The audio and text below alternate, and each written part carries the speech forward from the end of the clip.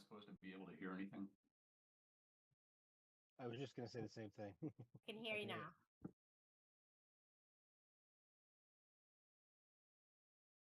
Hey, Karen, I heard you. Yeah, it just turned on. I couldn't hear anything before either. Okay. Can you hear me? I'll be quiet. This is Mike.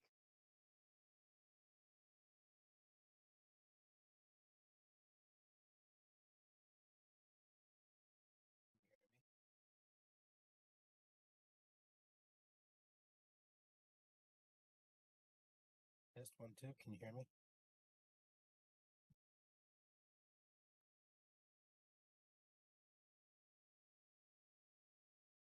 Hey, Mike, if that's you, I can hear you. You can. Okay. Thank you.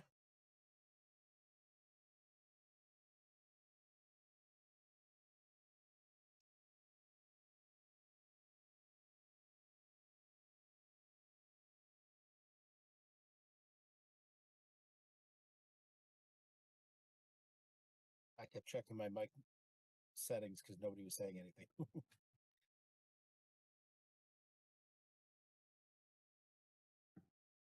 Greg, look, I changed my background just for you.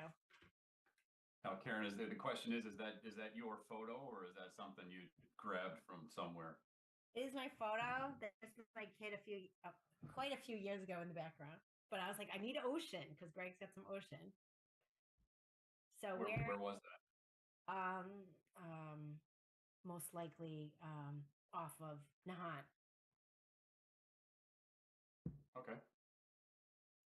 So this my background photo is I took it October morning.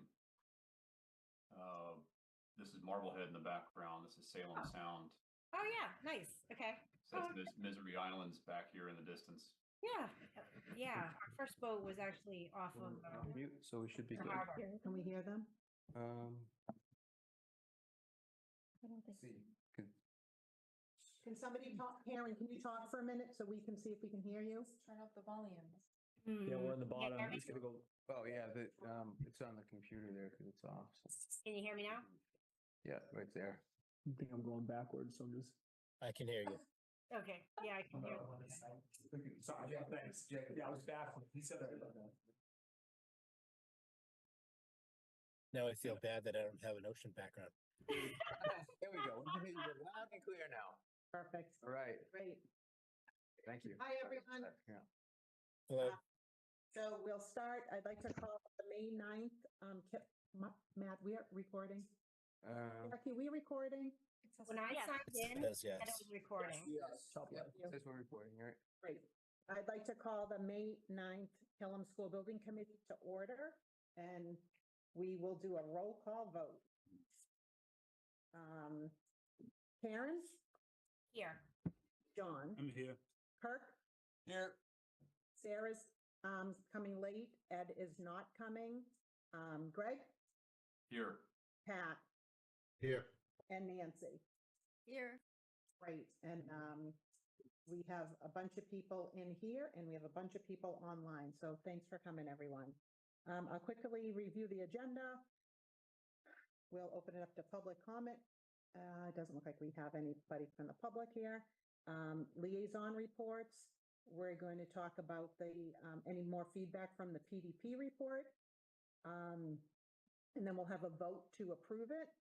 And then we'll have any additional designer reports, OPM reports, along with financials, which we will vote on, talk about, then we will approve prior meeting minutes and any future items. So we have no public comment because we have no one here from the public. Okay. And then we'll go into liaison reports. So if anybody has anything they would like to share. Yeah, I know we have sustainability meetings coming up, so maybe next time. We have two of those coming up, right? We had our tours of Acton Boxborough and our two schools in Watertown. So we went to the Gates Elementary School in Acton Boxborough on Wednesday. We had a great crowd. On Thursday, we went to Watertown. We had a smaller crowd, but still a great crowd. And we saw the Cuniff School and the Hosmer Elementary School. At the Gates Elementary School, we had an energy director giving us a tour, and we had an energy person and the superintendent in Watertown give us those tours. So if any, I'd like to hear people's kind of feedback on it because we all left and didn't get a chance to talk about it. John, you want to make any comments about it? Two schools were great and two schools were terrible, but that's my comment. I mean, Right. the first two that acted, they were, my comment at the time was I have designed better looking and more welcoming prisons than, and I'm a prison designer, but it was not good. Looking out from the upper floors of the school, you looked at a kind of a vast sea of roofing. It was just a horrible kind of environment in my view. I'm not an architect and I don't play architect, but the colors were cold and dreary and just didn't like it, but there we are. But the Watertown schools was bright and happy and colorful, and there we are. I agree with you. Agree, okay. Yeah, the first, Wasn't just me then. yeah, I thought it was institutional, active box. Institutional, yes. Yeah, Yes. I felt like it was in a hospital. Ah, And I liked the Cuniff School much better than the Hosmer School. I thought the Cuniff School felt like an elementary school to me, more so than the Hosmer School. So we'll definitely be talking. I was chirping in Jenny's ear. I like this. Talk to her and Lee about it too. Anyone else? Nancy, do you want to comment?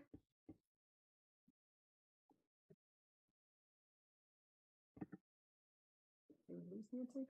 Oh, okay. Yeah, maybe we lost her. All right.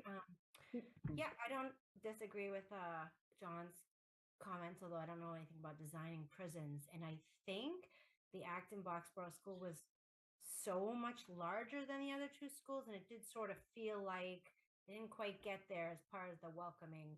I also wasn't crazy with how visible the industrial components were. All I could think about was dust. So loved the Watertown schools. I was happy to hear from energy managers in both school districts, as well as the superintendent of the Watertown schools, that the systems, the net zero systems they were using, they're performing at or better than the parameters they were designed for, and they were not having operational issues. So that was good to hear. If I could chime in a little bit, Joe Sure. Huggins. Go ahead, Joe. So, yeah, Kevin and I attended the Acton Boxborough tours of the two schools there, and afterwards had a discussion with the sustainability manager, and then a day later had a discussion with one of the HVAC people from Acton Boxborough. And I'll go into some of the stuff that we just learned, really. And again, what Karen said is correct. Both sustainability managers we spoke to confirmed the buildings are on target or close to the target numbers that they were shooting for. They also confirmed that the buildings were not without reliability problems and experiencing growing pains during this, because they're very new schools. They're only 2 years old. The maintenance staff in Acton, also, because the building envelope is so tight, he wasn't sure how it would do on a 0-degree day or an extended cold snap. Keep in mind that the geothermal system is running 130-degree water. And although the building is very tight, they were sort of concerned how well it would do when it was down in the teens or below zero for an extended period of time. And they have had issues regulating the heat. But keep in mind also that we have had 2 very mild winters, and those buildings are only 2 years old. So something to think about. The geothermal and full electric solution are not new, but they're sort of new to this environment in New England. And we did a little checking around, and there really aren't many schools that are full electric net zero buildings with that design that Acton Boxborough had in it, which gave me and Kevin pause to think about, what are we in for instance. And that relates to, you know, ongoing maintenance cost and not just energy savings, but how much we spend on electricity in the building, and it is going to cost more. The other thing to think about is the 30-year payback on the geothermal, and the cost to go with a net zero building is quite a bit more money, and that could eat into, you know, the educational needs of the school district. Just again, food for thought. The other thing is they have lost some large pieces of equipment at both locations. They have had, like I said, growing pains, but they have lost a couple of the heat wheels on the roof in Acton, Boxborough, and I believe Watertown did concur with that. They're having issues with their system also. And again, it's growing pains, right? It can be attributed to growing pains. Also, another thing to keep in mind is that both Acton and Watertown are still under warranty, and what we really would like to look at, what I would like to look at, is a building that's been performing for 5 to 10 years to really see what the operational costs are, not just an estimate based on the engineer's experience, which I'm sure lays a lot into that, but, you know, a good track record, 5 to 7 years minimum. We also went ahead and I got a hold of one of my counterparts in a district that's north of us that just built a similar size elementary school, and they opted to go with condensing boilers and chilled water beams and heat wheel system on the roof. So they did sort of what's called a hybrid system, and the reason they did it are the same reasons I'm talking about, is because they just couldn't. They did not feel comfortable because they didn't see enough a track record of other buildings doing similar technology in their buildings. So they opted out and went that route. So at the end of the day, I'm presenting more or less facts that I found out. I'm doing this just because I thought the group should know. And also, you know, what we really probably should be thinking of, based on what I've found, is considering a hybrid system for our new elementary school. And that's really all I have right now, unless you want to add something, Kevin.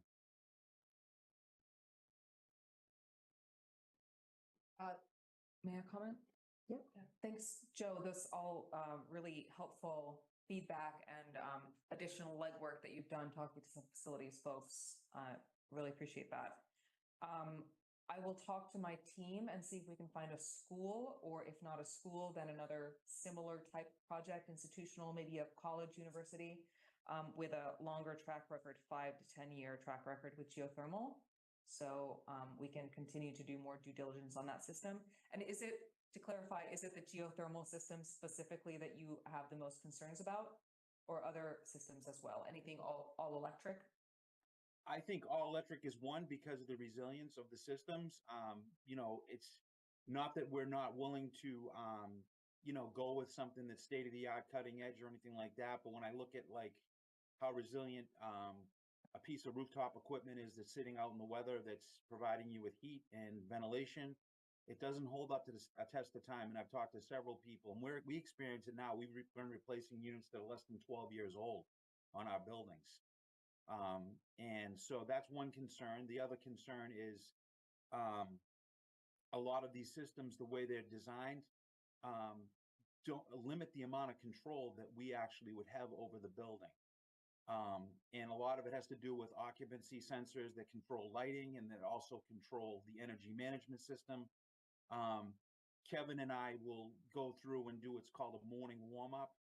A lot of these systems, the way they're designed, you can't get in there and change that, because the occupancy sensor senses movement in a room. A particular wing could be in an assembly, for instance. It's not going to benefit from a morning warm-up unless there's movement in the room. Also, they've lost some major pieces of equipment that almost, you know, shut the schools down, from what the maintenance guy in, you know, Acton was telling us. So big concerns. There's a lot of moving parts to it. I think in out years, I think those systems will be much more expensive to maintain. If the town has an appetite for that, as well as in the utilities budget, that's fine. It's just the budgets are sort of thin. Definitely hear all those concerns, and this will be a great, all of this information will be great to feed into the next step in the process, which is doing the initial selection of HVAC systems. So at our sustainability committee on May 21st, our engineers are going to present 4 different systems, and we've asked them to do a real range from geothermal at one side, which we know is the most expensive. That's why we want to include it. So we have it to most expensive in terms of first cost. So we have that to include as a comparison point. And some hybrid options, and then a more conventional option.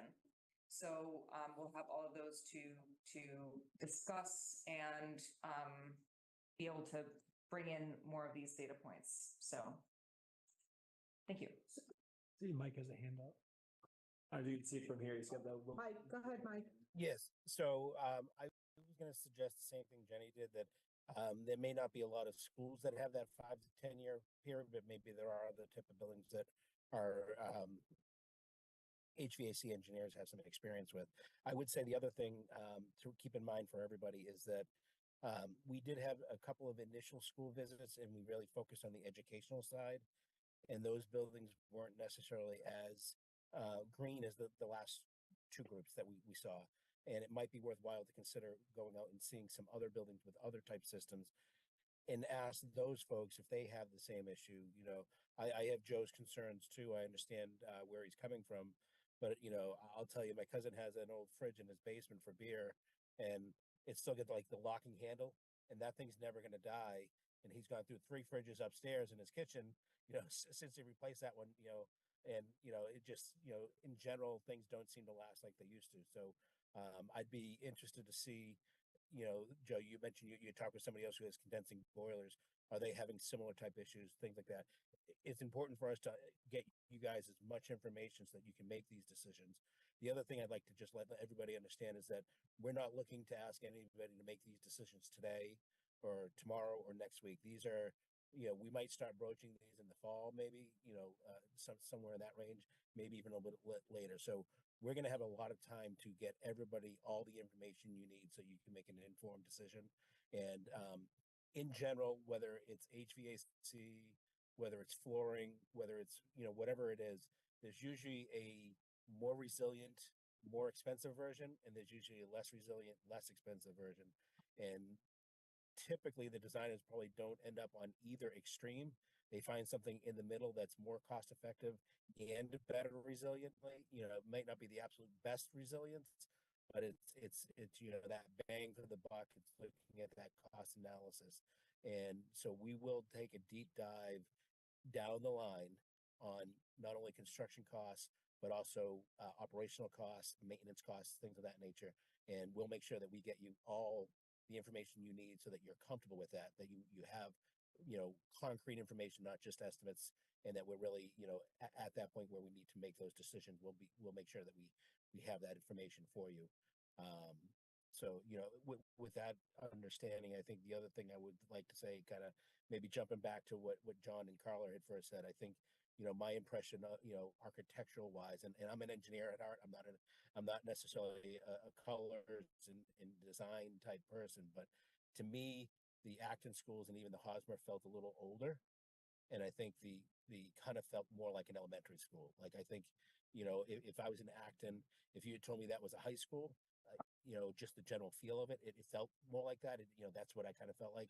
But I think they all had very good parts and pieces. I think the way the classrooms were broken down and the way they had bathrooms inside the classrooms for the pre-K and the kindergarten, and the little breakout areas with the cubbies and things like that. I think it was really good for everybody to see that. And I hope that they, that not only the committee, but also the educators, everybody are getting great ideas that they can hopefully help express that to Jenny so her and her team can do the marvelous job that they're going to do. So Mike, this information we're going to get, it's going to be after the PSR is submitted to the MSBA. So yeah, realistically, I would think at so. the end of August. Okay, because I was more concerned about like what the operational costs were. And I felt like I kept getting the, everything is great answer. And when I would privately ask and dig in a little bit more, I get a little bit more. So, and I've been thinking about this a lot, like, I felt like it was a sales job in some respects. But, you know, we had it's the perspective of the person who's presenting, right? So the energy person is going to talk about energy, right? And the cost person is going to talk about cost. So it kind of threw me a little bit. It did take me a little bit to process, but I did feel like I wanted a bigger picture. I wanted to know more about what was happening.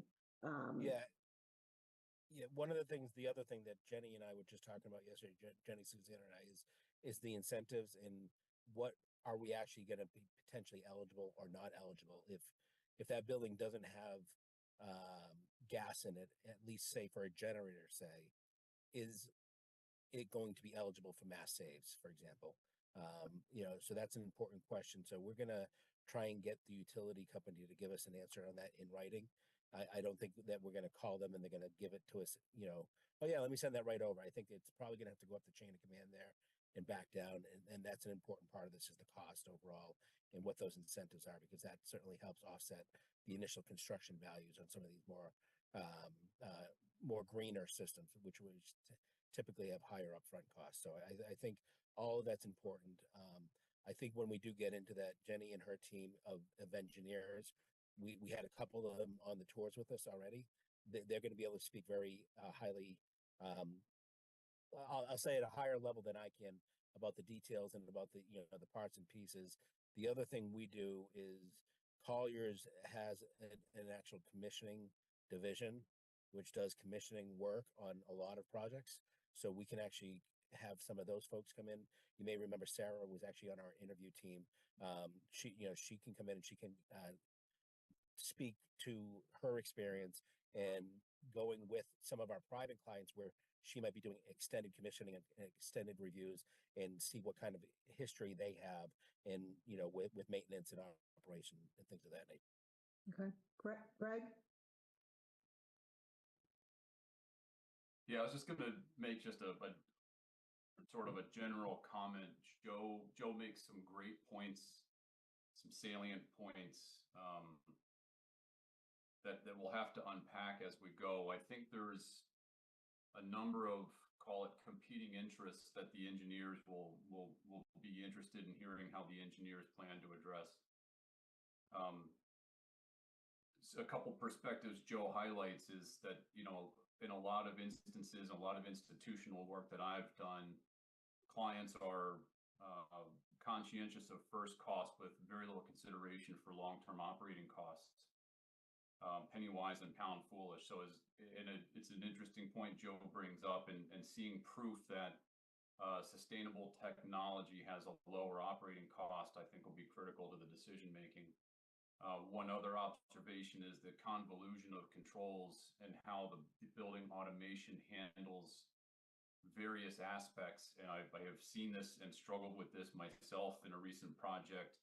And the unfortunate reality is that the code requirements for how you make a building sustainable and try to minimize energy usage through occupancy sensors, for instance, makes it very challenging and very convoluted.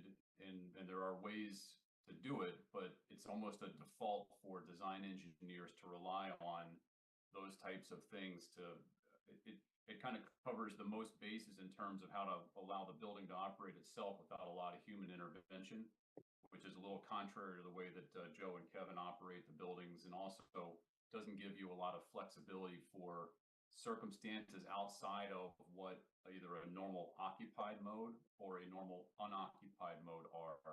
There's really nothing in between. So I'm a big believer in the technology.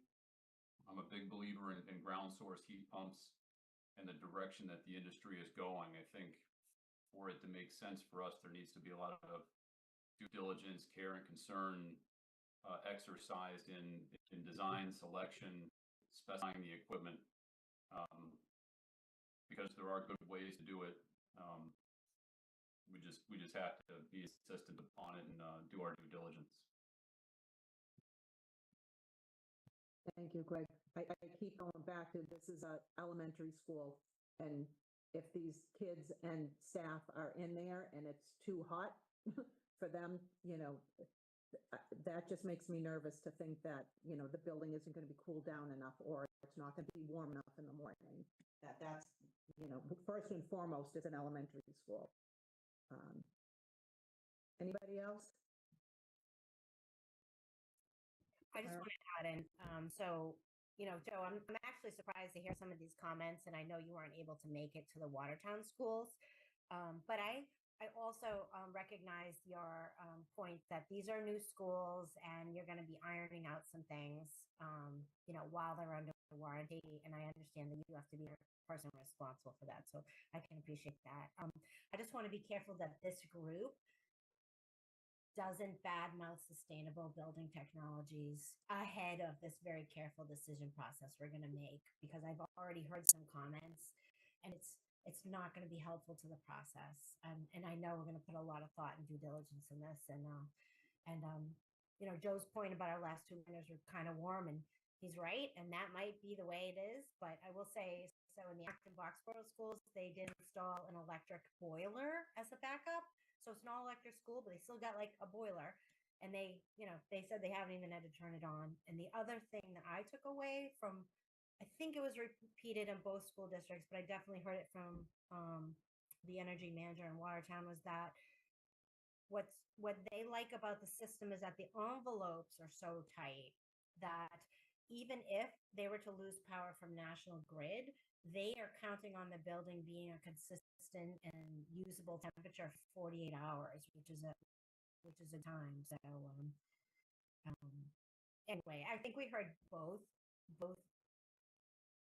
We heard this similar story from both school districts about, we feel like our building envelope is so tight, which is a critical part of this building design, that gives us some flexibility. And, luckily we have very reliable power in here. So that's it. Aaron, if I can just dovetail onto that, I think you hit a great point there, is that even though these two buildings were both very sustainable, they both had different heating systems, different options. I think that's something that everybody's going to agree on, that, we want to have as airtight a building as we can have, as insulated a building as we can have. If there's, sometimes it's short money to increase your R value by an extra, factor or something like that. And I think that is something where I think everybody will be getting on. Once the walls are up, it's really hard to do better insulation down the line. But, systems are something that we're going to be replacing every 20 or 30 or 40 years anyway, right? There's going to be life cycles on those things. So I think if we can all keep that in mind, again,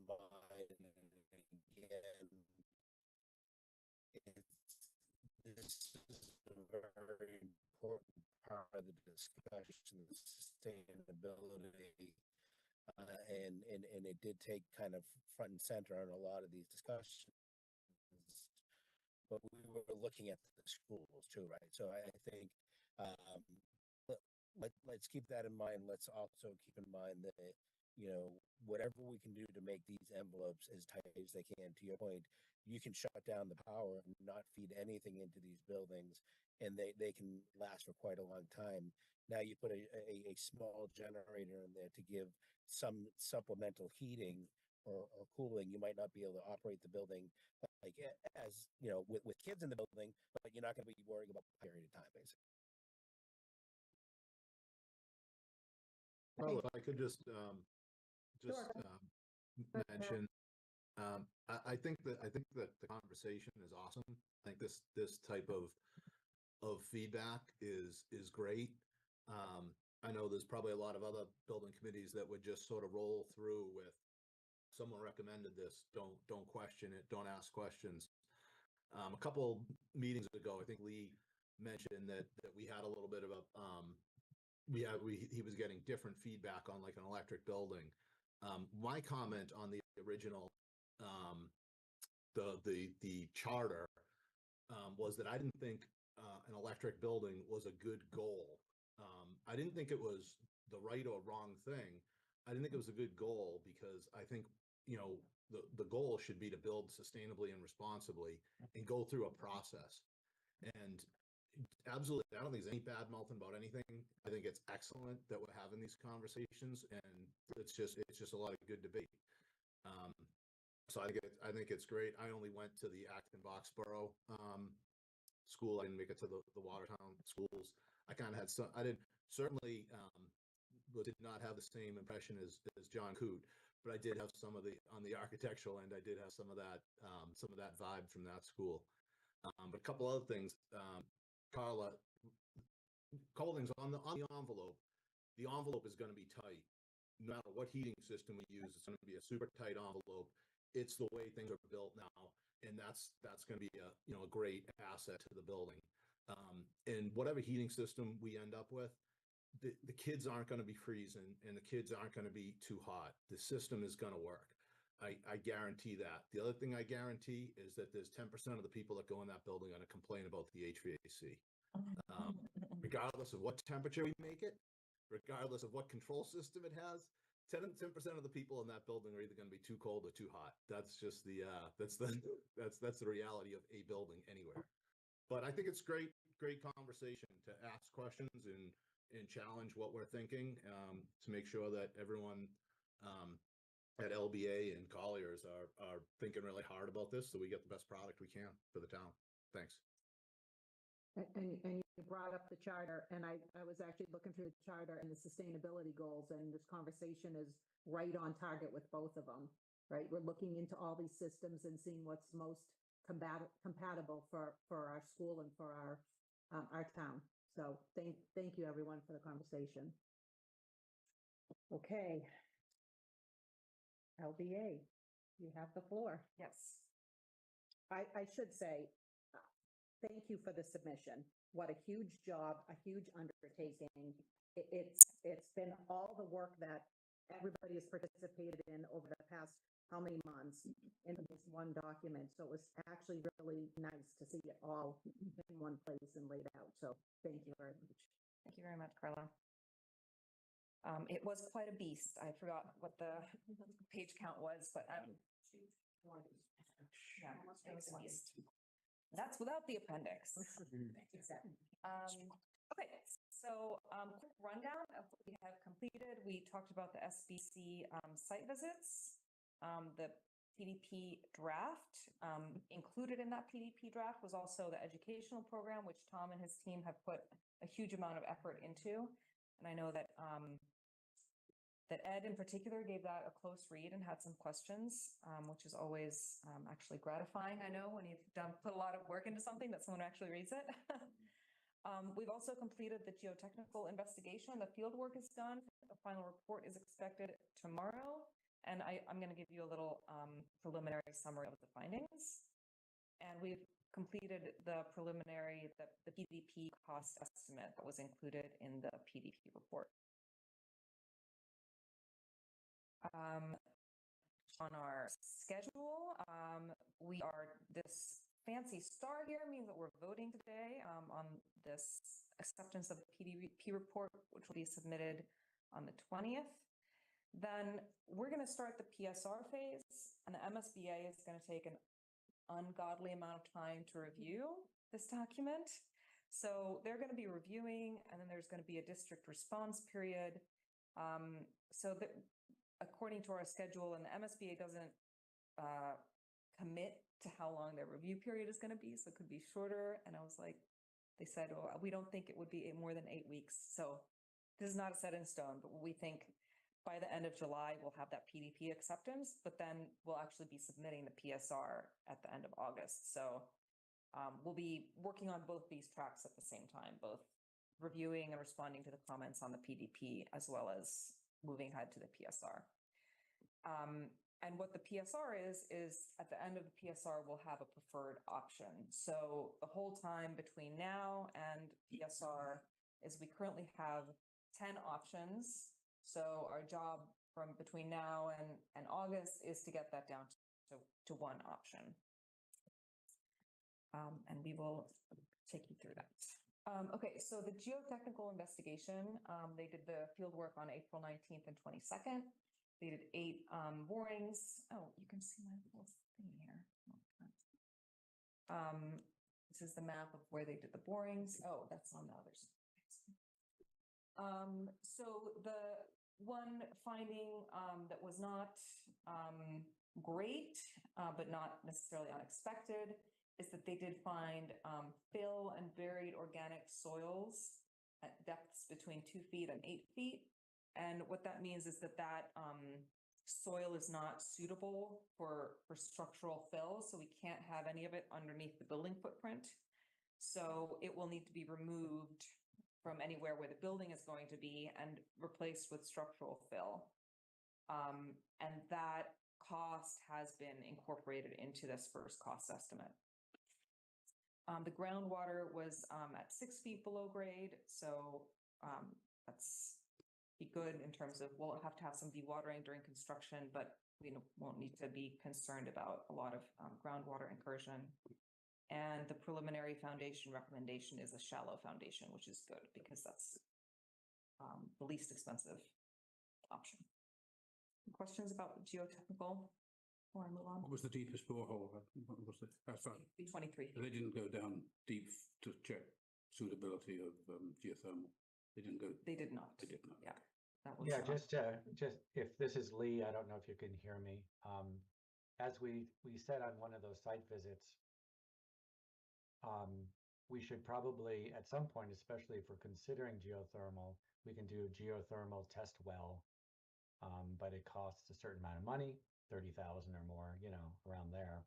You can use it later on, but that's how you find the final capacity of it. So if you get serious about geothermal, in the next couple of months, we're going to want to push that through and do that test well. Mike Carroll, I'm sure you agree, because that tells you how many wells you would need and how much it would really cost, and that'll help you make decisions. thank you. Thanks, Lee.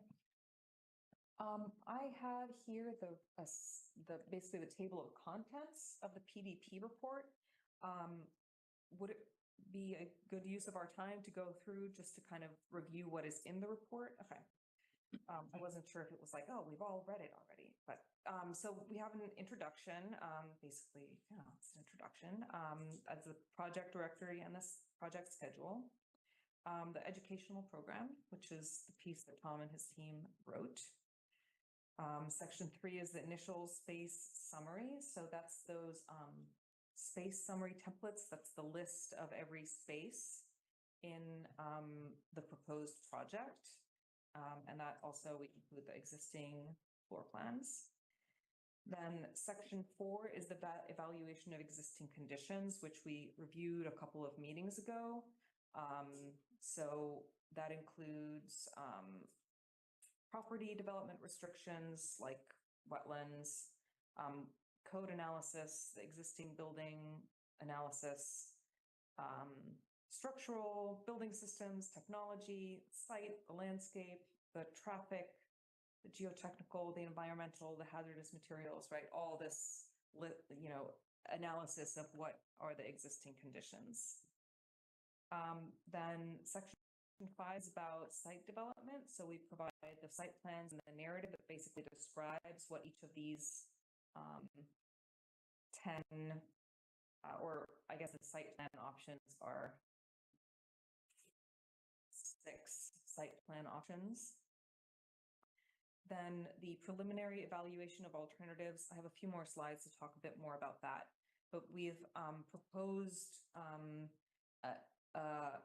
a set of metrics upon which to evaluate these options. And we can talk about whether those are the right metrics or whether there are other criteria. I guess criteria is a better word, criteria that we should use. So we have kind of a preliminary comparison of them. But our conclusion and recommendation is basically to move forward with all of the options except for the renovation only option, which is like, doesn't make any sense at all. I would, if I may, this Please. is kind of a soft spot here. These preliminary options have not been overly analyzed. We wanted to show them to you because we're at that stage where we're just kind of doing diagramming. And so we show a chart because the MSBA asks us to, but we also keep it purposefully ambiguous as to what is best and what is not, because it's almost impossible at this stage to grade something properly. Think of it as a draft way of looking at it, but please don't take any, checks or minuses or zeros, too seriously right now. It's our best guess. The second that this is in and we start evaluating these options more carefully, that's what we will do with you. Thank you. And then section 7 is basically a letter saying from the town and the superintendent and this board saying that we have reviewed and approve it, and this is our submission. And then it includes all the agendas and the minutes of the meetings that we've had. And then in the appendices, we have some MSBA documents. We have the educational visioning report prepared by by Mike Perillo. We have meeting minutes from the programming, and then we have a couple of reports that were just excessively long to include in the body of the main report, and then the estimate. Any questions about the content of the report? And I have, like I said, a few more slides about the evaluation of alternatives. I'd like to get in my own mind what stage we're at. If we see things in what is being shown on the diagrams which we don't like, that doesn't matter at this stage, right? Everything's still up for discussion. Everything's still up for discussion. Because there are things in there which I think are wrong, but I don't want to raise them at this stage if there's plenty of opportunity down the road to do that. Are you talking about design things or report things? Specifically traffic circulation. Okay. I think getting the entrance into the site and the exit to the site at the same location is kind of a fundamental error from a safety point of view. Okay. I would much prefer to see a loop. Yeah. And none of those show a loop. Yeah. And I think with the one you have, which goes around, there's difficulty in snow plowing in the winter. Where do you put the snow? Put it on the path next to it? No. If you have a loop, you can put it on the other side from the path. And I just think fundamentally that's a design issue which I would oppose. Yeah. But I don't want to raise it now. If there's plenty of time to raise it later on. Well, I would say generally, do give us continuous feedback when you have things like that, because it's always better to have feedback earlier. It's always easier to make a change earlier rather than later. And this is a great point you raise, and we've actually been working on an option that has a loop road. Thank you. So we're on the same page. You're a mind reader. Well, it's good ideas are good ideas. So. Yeah, I think that fire trucks would have a hell of a time trying to get around that. Yeah. Cul-de-sac there, but that's actually that's what caused us to reevaluate it so quickly, was because we met with the fire and we talked about how difficult that was for them, and we responded. Yeah, but even so, I think trying to separate the traffic going in from the traffic coming out from a safety point of view on the street is really a big deal. People can get confused about cars going in, cars coming out, turning left, turning right. If we can simplify that, I think we're ahead of the game. Yeah. Great suggestion. Thank you, John. I thought I had these in a different order, but that's fine. Okay, then I wanted to respond to a couple. I got some feedback from John, written feedback from John and Ed, and I'm not going to respond to every point. There was a few that were gently pointing me to errors that I made, and I appreciate that. So we don't need to review those. I'll just update it and correct it. And but there were a couple of things I thought were worthy of discussion. So John recommended that we add an item to the sustainability goals, being prefer materials, or maybe we would say select materials that are recyclable at the end of their life. So if there's no objection from anyone, we can add that. Yeah, let me explain that. I'm thinking about the existing school when it's demolished. The only thing that's going to be saved is the steel, basically. Metals are infinitely recyclable. You can't destroy a metal. You just melt it down and start again. Other materials are not. Wood is not. Wood is about the worst thing. So although wood, we talk about wood as being a preferred material in terms of sustainability, in the long term, metal is probably better because you can reuse it. Wood, you just have to dump it or burn it or do something with it. So I don't want our sustainability goals to drive us towards wood because it has a better carbon footprint initially. I think in the long term, metals probably have a better carbon footprint in the long term. So that's where I'm coming from. And I would say that this all also applies to all the interior materials. We try to do sustainable materials that do have a high both recycled content in them and are able to be recycled, like carpet squares and things like that, you can actually move them and switch them and all things like that. There's a lot of new materials that way.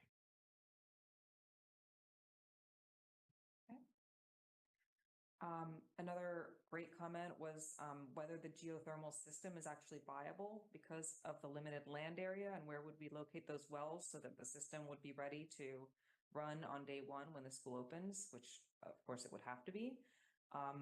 This is a great question, and the answer is we don't know. We need to do more study in this, and we will start. Let me explain that again, because the only place that I could see to put the geothermal wells was under the new building. There's nowhere else on the site when the existing building remains and in operation that you can put those wells in the ground. So if we're thinking of putting the new wells under the new structure, that's fine. That's technically possible, but it's probably not too desirable. I don't know where else you can put them. John, we completely agree. I think we've talked about it before as a concern. We completely agree with you, and having had experience with it, see the issues for sure. I'm almost at the point of thinking geothermal is for our site a non-starter. I mean, I'm throwing this out as a radical view right now, but and I usually do that, but I have a reputation. Well, I'm always thinking it's not an option. It's not an option for us to take seriously because of the constructability issue, the sequence of construction. There's no place for the wells to go.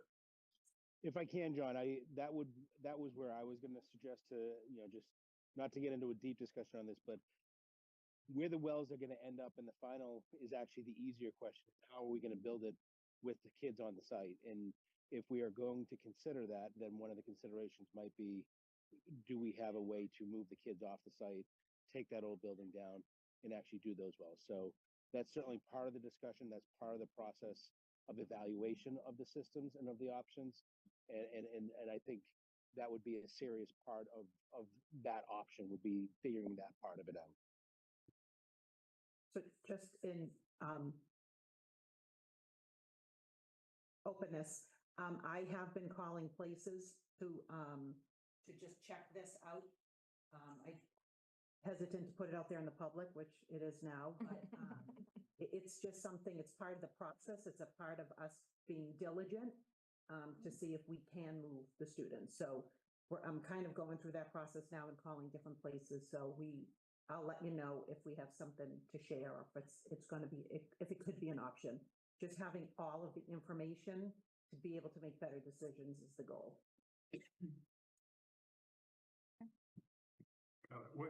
What's the concept there that the students would have to go somewhere else for a year or two during that phase? Right. If we had a clean site, what would we be able to do with it? What are the benefits of it? How do the costs weigh out? But just having that as an option, potentially, is something we would think about. They did both in Swampscott and in Watertown, definitely at the Cunniff. I'm not sure about the Hosmer. And Cunniff only, yeah. Cunniff, yeah. And in both situations, they went to a parochial school. Mike, correct me if I'm wrong. A parochial school that had closed. Yes.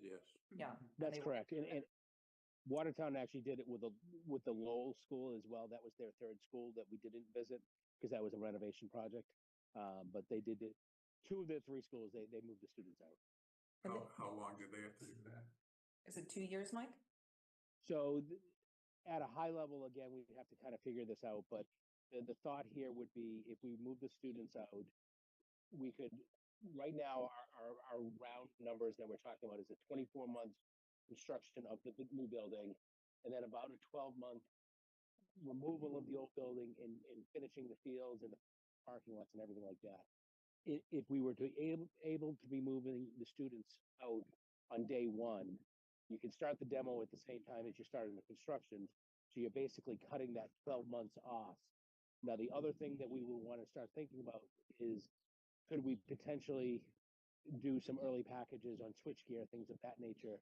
And can we try and get that 24 months down to maybe 18 or something in that range? It depends on the exact size of the building and the overall scope of the work. That early package thing could come about whether we consider moving students off or not. So it's either or. But right now, the schedule that we have is 36 months, and we might be able to get that down to 18 in a best case scenario, something like that. So this is Lee, just for a second. This kind of applies to everything that's being said. I want none of you to ever give up hope on something, because the truth is that the only thing I've learned in this business is I never really quite know until I've looked at it. You have to kind of draw it, you have to look at it. Here's a story from Swampscott. For the longest time, on the site that we ended up building on, the impression was that we had to keep the existing building on site and work around it and build the building. Over time, it became so apparent that we were placing the building in the wrong spot on the site, and the cost and the disruption was so damaging that they finally, pretty near the end, started to look at the idea of tearing down the building, which was very uncomfortable for many people. But then they did figure it out, especially with the superintendent, and they did it. And I know that the building is in a better location now because of it, much better, because it's going to be there forever. And that they figured it out, and it's much less disruption to the students and the families. It was hard work, but so let's go through those processes. Let's go through and look at people to lay out a geothermal system and how many wells they could do with or without the building there. Let's go through those little things. It'll be over the next couple of months, and then we'll figure it out. And if somebody's right, then we'll give them a quarter. And if somebody's wrong, they owe me a quarter. But I just want to keep saying I'm wrong so often that I just have learned to just do the work.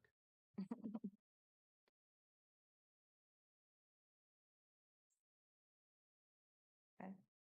So that conversation, that discussion also touches on the next item, which is John asked if we should not just eliminate option E, because swinging the whole school off site is not a viable option, but I would recommend that we keep option E. I thought it was written somewhere that it had been looked at and it was no go. I thought somewhere in that report it said you looked at it and you couldn't do it. Is that not true? Building the school somewhere else is not an option for us. Potentially moving the students, we're looking into that. Okay, I thought the report said you had looked into that and it was not, there was no way to do it. No, to move this. I'll double check that. Okay, all right. Maybe the case. That's why I read it. John, I think the report says that the current district buildings cannot support moving the students. That's why we're looking at other alternatives. You mean outside of town? Just what other options are out there? That's correct. Yeah. You know, like Swampscott in Watertown found a closed parochial school. So we're just checking to see, is there something like that in town, in an adjacent, just again, what we're trying to do, whether this is a viable option or not, We want to make sure that we at least examined it and we didn't just dismiss it, that we actually did the research on it. And we if somebody asked, did you check into this? We can say, absolutely, we did. And it wasn't an option or it was an option. I think when you talk about viability, it's not whether it's technically possible, but whether it would be acceptable to the Killam school community. We have a way of building the new school on the existing site and keeping the old school in operation. There's no question that that can be done. So why would we want to give a great deal of problem and heartache to the Killam parents, and by moving their kids to somewhere in Linfield or something like that? It seems to me it's really psychologically, from the town's point of view, there'd be too much opposition. I'll give you my, since I'm kind of spearheading it and pushing it a little bit just to check it out.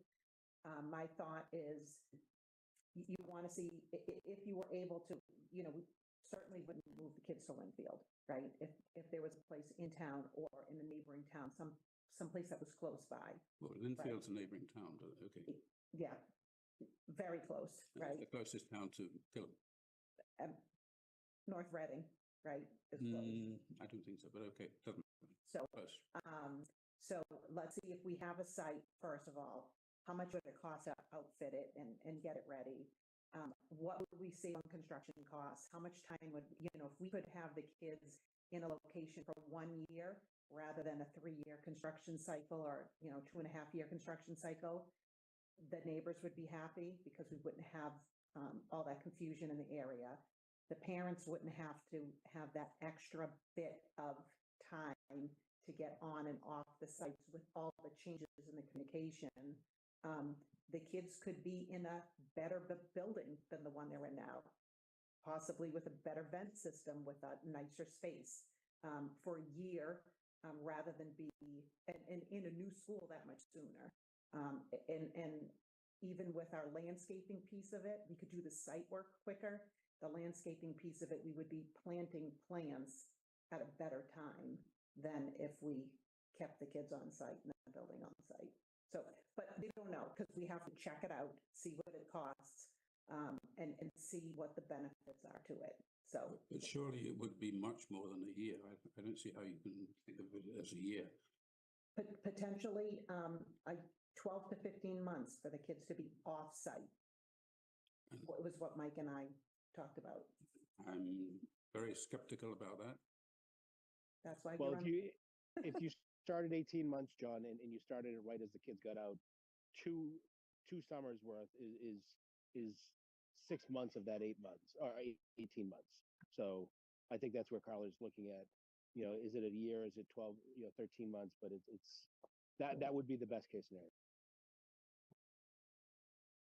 I'm going to just say one more time, and I'm going to say the exact same thing. I have learned to listen to Mike Carroll, who you guys hired, even though he's supposed to be my sworn enemy, because he builds a lot of buildings in these places, and he knows that there are ways to save money with scheduled time and construction that I don't always know for sure. And I am open to him going through that process and finding out for us what they think. Only because it may be, I don't know, it may be better or it might be much worse. And I would agree with that. We may find it is much, much worse in the end, but we have to go through the process. Great. And then just a tiny comment. Wow. Ed asked, what is the WOW Center? And I'll include this in the report. It's the World of Wonder, which is their outdoor environmental science area, little courtyard. So we need to make sure that every project we save the WOW Center. It's very important. Okay. Ed also had a bunch of feedback on the ED program that I just included in here. Did you want to respond, Tom? Yeah, and thank you to Ed for providing some feedback on this too. And also I want to give a quick thank you to many members of our team who helped put this together, which is, as you know, a lengthy document. special thanks to Lindsay Fulton, principal, who put a lot of work into this, and also Olivia Lejeune in our office to help compile and organize everything. And Mike Parolo, the educational consultant, who helped us kind of work through all this together with multiple iterations of feedback. A couple of questions and comments that Ed raised. First, around lunch programs, you'll see in the design there's like a small adjacent room to the cafeteria. That is not adding on non-reimbursable space. What it actually is just us using sort of the potential reimbursable space a little bit differently. We're seeing a lot of new builds having these separate spaces for students who may need something different with sensory needs or with social and emotional needs. The other question on here too is like allowing, the schedule which is on there, does it having 2 versus 3 lunches? The reason why we had 2 lunches written on there is that's sort of what MSBA, how they calculate the allowable CAF space. So a lot of times you'll see them end up shifting to sort of using 3 lunches, but for now we have it on there too, because that's sort of how MSBA is calculating the space. We had some questions Ed had around like media, visual arts, and performing arts. None of those are in situations where we're looking to add any new staff members or change any specials. So we're not looking to add a new type of art class or a new type of media class. All of the kind of the information that we have in there is around kind of helping for people later on in the process to guide like architects in more of the design phase of what that's going to look like. But there's nothing in there that we're looking to change kind of currently what's happening with offerings for students. You'll see we've stayed in line with what the MSBA standards are for space in both the media center, visual arts room, performing arts space, and then the only exception to that is around the gym. So we've had a lot of conversations around the gym. Currently, as you see, 3,700 square feet. MSBA reimbursed 6,000 square feet. We work closely with Reading Rec to kind of think about what space do we think we really need from also from a town perspective to support a lot of the youth activities. Added on additional 1,000 square feet, which would not be reimbursable. That would allow us to kind of move the space out to be able to add, I think it was about 250 seats. Bleachers. Some bleachers, Yeah, bleacher seats, and also kind of on the sideline there too. So that would bring us up to the 7,000 square feet, which we thought was sufficient for from Reading Rec's perspective as well in terms of spacing. So those are the majority of the comments on Ed program, but happy to answer any questions that people have as well. Thanks, Tom. Yeah, I just wanted to open the floor if there's any other comments on the Ed program or the PDP report. Okay. Oh, Tom. Oh, sorry. Does that mean that only 1,000 of the 7,000 is not reimbursed? Correct. The whole 7,000? No, 1,000 to 7,000. The 6,000 is reimbursable. Thanks. And then I just wanted to touch quickly on the evaluation of alternatives. So these are 10 options, even though there's 5 on the screen, because the first A through D have 2 enrollment options. So it's A1, which is the full enrollment of pre-K, and A2, which is the partial pre-K, so on and so forth. So these are the 10 options that we're moving forward with. The A's are the addition renovation options, which nobody really thinks is a great idea, but we're required to study that and carry that forward. The B's, which we could think of as the most compact option, it uses the least amount of site area and is in the B1, is taller. It's a 3-story version. The C's are a 2-story option in both the C, even in the full enrollment scenario, that requires no demolition of the existing building.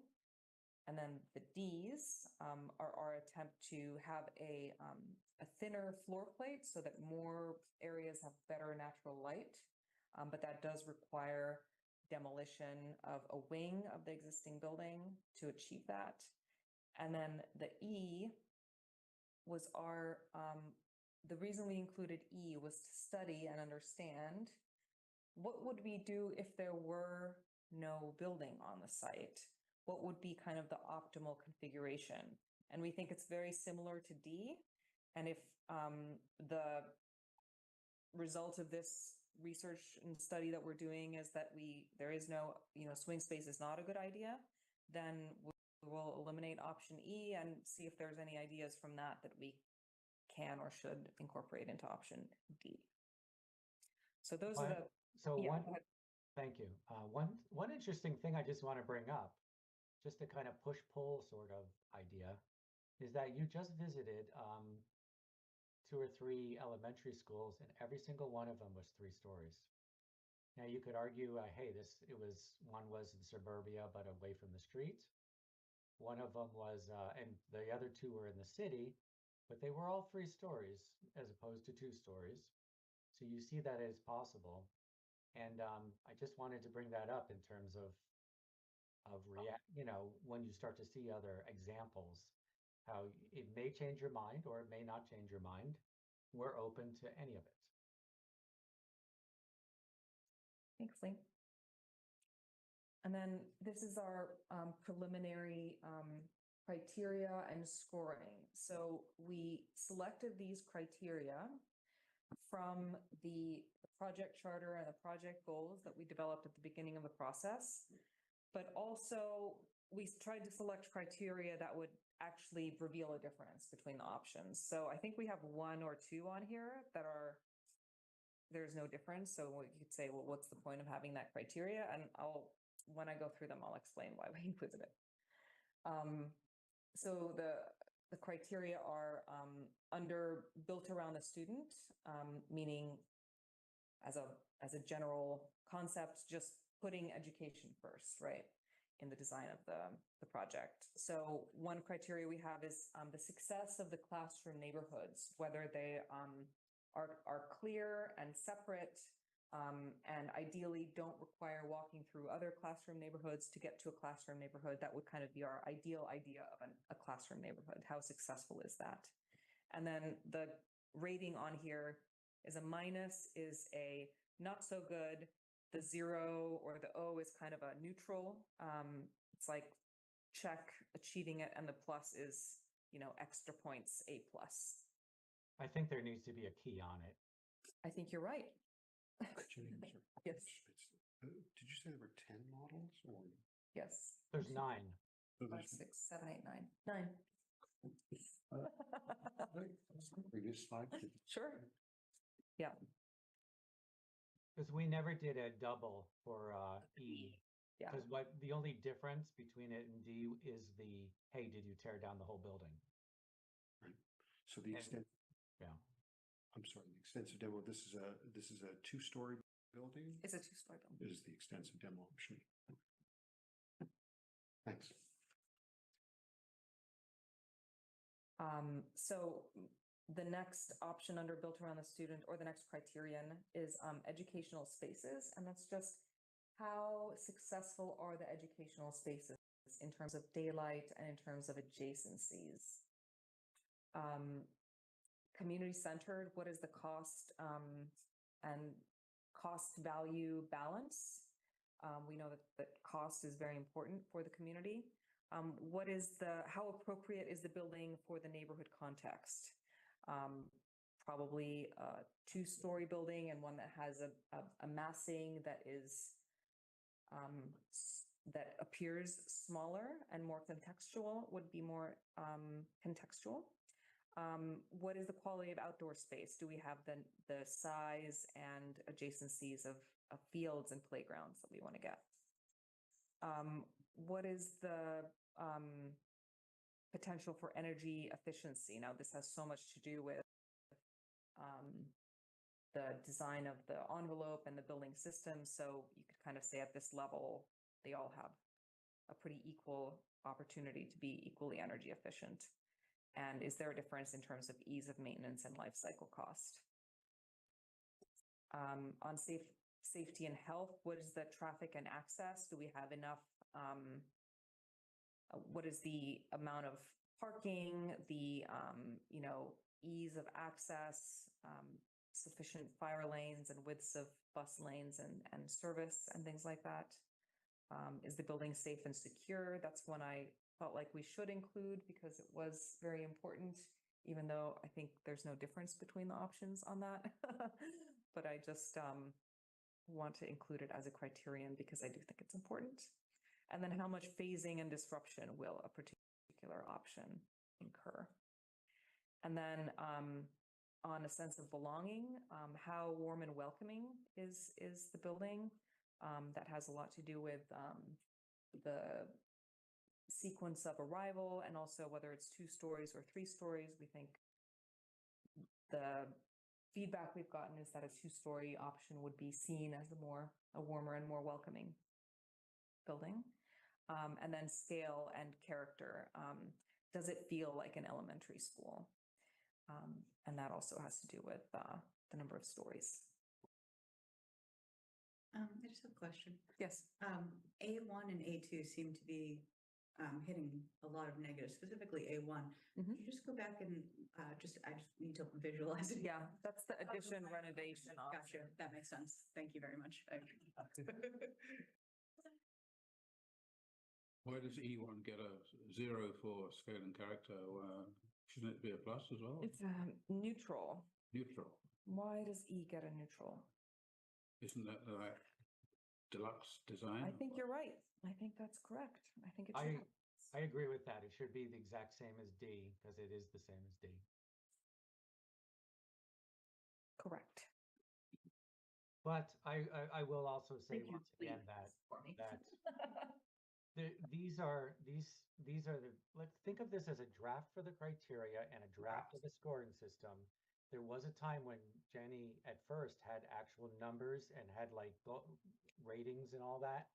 And I made her change it because at this point, it's just not that specific. And the truth is that whenever we do something like this, cost and value, for example, cost and value may in the long run be worth 4 of the other ones. Do you know what I mean?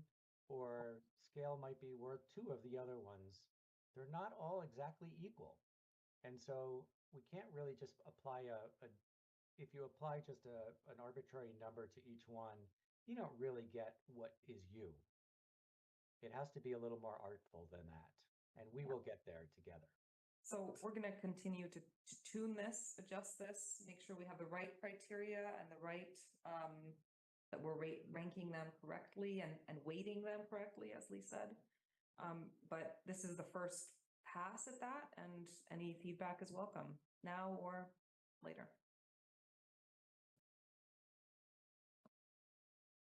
So next steps from here, we'll submit the PDP on May 20th. We have we're going to present to the select board on May 21st. Sustainability committee is going to meet May 21st and again in July to get going on that system selection, which we've been talking about. And then the next SBC meetings are continuing this discussion of evaluation of alternatives. There's a final evaluation of alternatives. After that, we'll do the PSR cost estimate. And then then we'll have a joint meeting with the town committees. And then August 5th, we'll have the revised cost estimates for PSR. And that'll be the time when the preferred solution is selected. Then we also have upcoming community meetings on July 15th and April 11th. And that is all I have. So you have, that can't you be have right. 2 meetings on May 21st, right? Sustainability Correct, Committee yeah. and select board. Daytime and evening time. Oh, okay, so they're not, okay, all right, that was my question. And I think I have that April 11th date is not correct. There's no, I mean, we're past April 11th, so just ignore that. There's another community meeting, but it's not on. Yeah, it's in August. I believe it's July 11th. Sorry, June 11th. I don't think that's right. I have August 8th listed. Yeah, I'm just gonna strike this. We're going to raffle this off. And that's just as far as I've listed them. That's it. Okay. Yeah, please. Can you go back to the pictures of the layouts again? Yeah. When you say some demo or Adreno demo, or even looking at the compact one, are we also including the modulars when we talk about demo? So options C, D and E would all require relocation of the modulars.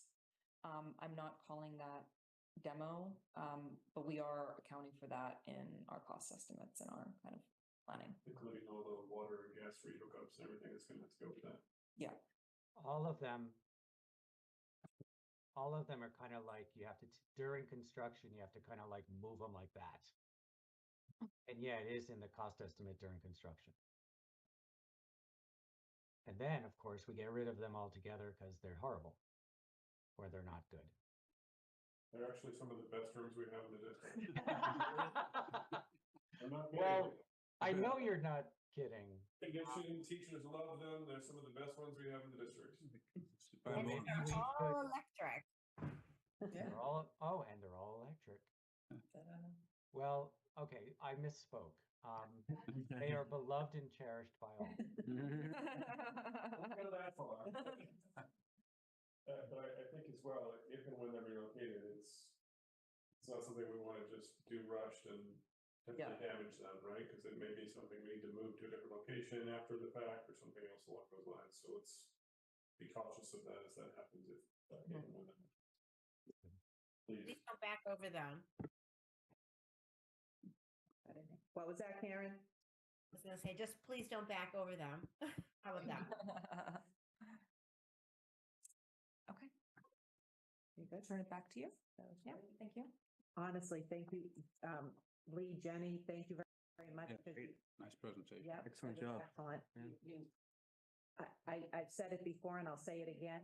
You listen and you react to what people say, and we really appreciate it. So thank you. And if I can find my agenda. Okay. We are going to vote. Karen, do you have a motion? Or would you like me to say it? Hang on, let me unmute. I don't believe I have any motions. Okay. I'll make it. You know what? You go ahead and I'll so move you. How's that? I motion to approve the PDB submission, Or a second. and we will take a roll call vote. I'm gonna get my cheat sheet so I don't forget anybody. Karen, Yes. John, Yes. Kirk, Yes. Ed. Nope. Greg, Yes. Yes. Nancy, Yes. Carla, yes, and it passes. Perfect. Thank you very much, everyone. There's the gavel. And if anybody has further comments, are they still sending them to you up until the 20th? Or sending them through Jackie? Always send me comments. Okay. If anybody has any other comments, if you're further reviewing it. No guarantee it will be incorporated at the time, But they'll look always at- send them to me. Do you have any other, you don't have any other report today? Nope. That's it, great. Through. We'll move along to the OPM report and the financials.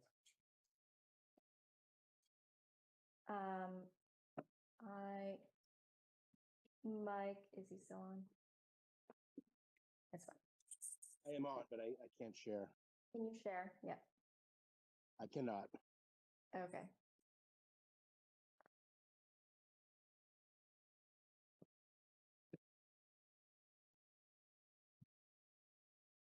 Susanna needs to spend a minute joining the Zoom meeting. Okay.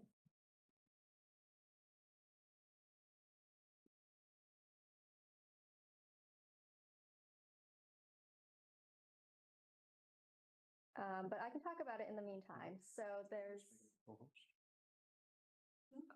we make Okay, it? Jackie. oh, thank you. Thank you, Jackie. So there has been no budget adjustments or any changes to the commitments. That means there are no amendments or changes to the contracts so far. The only thing we have to report is the 2 invoices for the month of March, which is for Colliers and for LBA for our feasibility services. And I believe that total is about 20,000 for Colliers, and then 121,000 for LBA.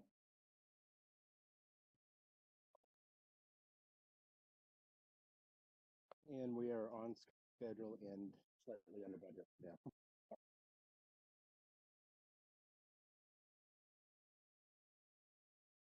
Okay, so we are going to vote to, I move to approve the project invoicing from 4/8 through 4/10.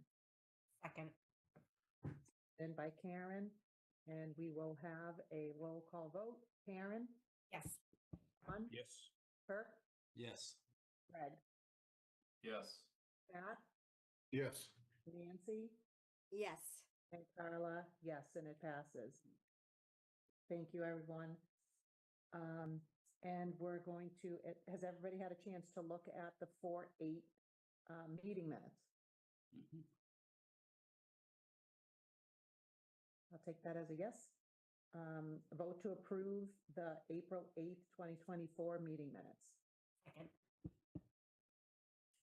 Karen? Any yes. discussion? Sorry, any discussion I should ask? Yeah. Seeing none. Karen? Yes. John? Yes. Kirk? Yes. Pat? Yes. Nancy? Yes. And Carla, yes, and that vote passes. Thank you, everyone. Future agenda items. Anybody have any agenda items they're itching to get in there?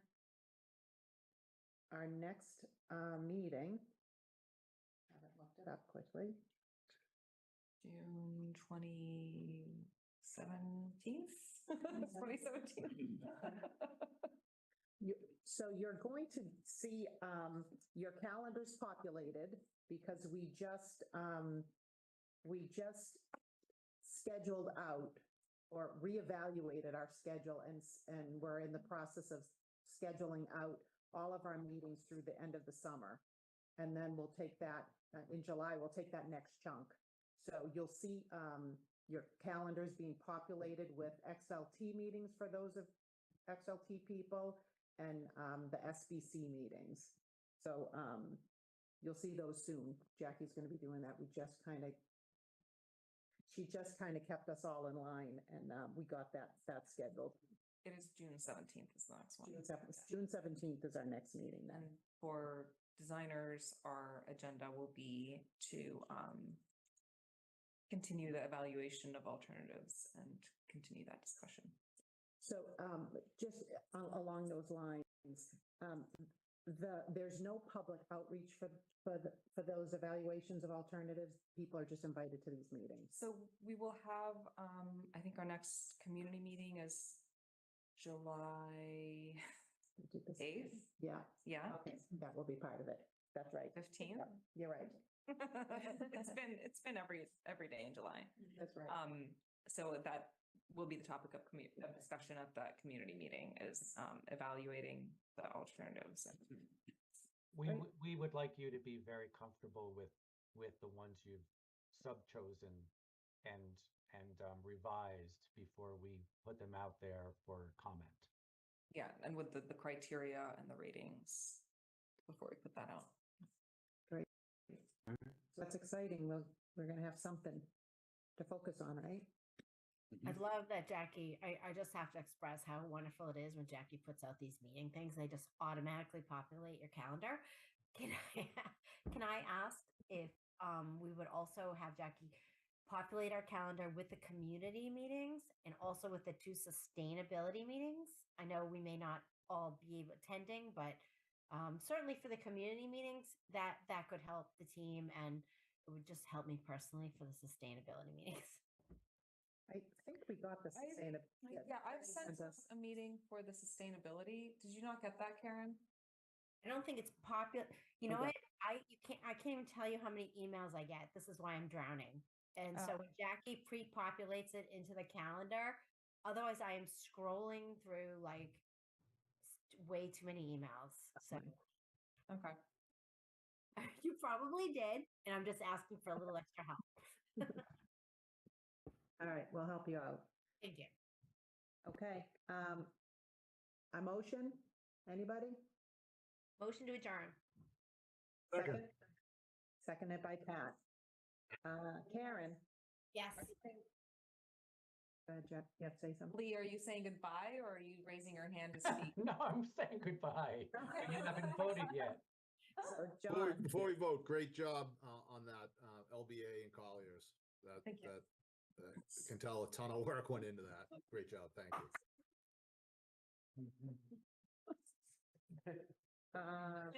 Kurt, The crappie. Yes. Greg, Yes. Pat, Yes. Nancy, Yes. Carla, yes. Thanks, everyone. You're adjourned. Thank you. Thank you. Have a good night. Two. Jenny,